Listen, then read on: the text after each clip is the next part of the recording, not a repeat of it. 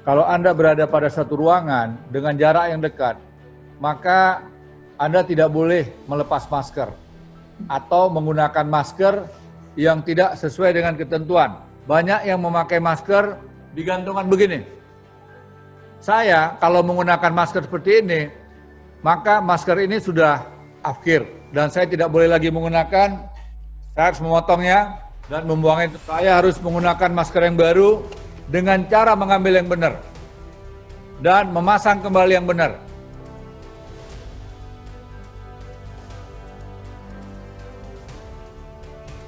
Ketika saya melepas masker, maka saya harus menggunakan yang benar. Beri contoh. Contoh suri teladan. Kita harus bisa menjadi contoh.